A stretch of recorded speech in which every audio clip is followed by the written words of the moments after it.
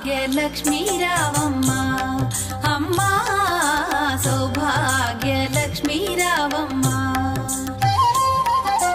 సౌభాగ్యలక్ష్మీ రావమ్మ అమ్మా సౌభాగ్యలక్ష్మీ రావమ్మ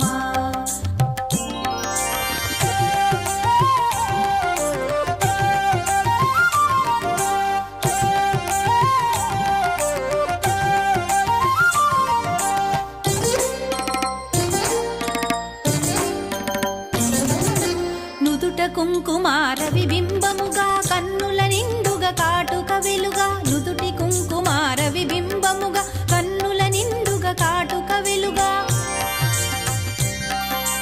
కాంచనహారము గళమున మెరయగ పీతాంబరముల శోభలు నిండుగా కాంచనహారము గళమున మెరయగ పీతాంబరముల శోభలు నిండగా సౌభాగ్యలక్ష్మీ రావమ్మ అమ్మా సౌభాగ్యలక్ష్మీ రావమ్మ.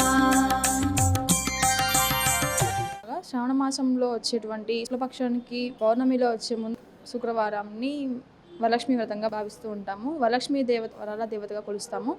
ఎందుకు అంటే ఆవిడ మనకి శాంతిని, ప్రేమను, చదువును, అలానే ఆరోగ్యాన్ని, అన్ని వరాలు అందిస్తుంది కనుక ఆవిడని అలా మనం తెలుగు రాష్ట్రాల్లో కొలుచుకోవడం జరుగుతుంది. వరలక్ష్మి దేవత అనేవారు విష్ణుమూర్తికి భార్య కనుక ఈ పండుగని దంపతులు, భార్యాభర్తలు, ముత్తైదులు అందరూ జరుపుకుంటారు.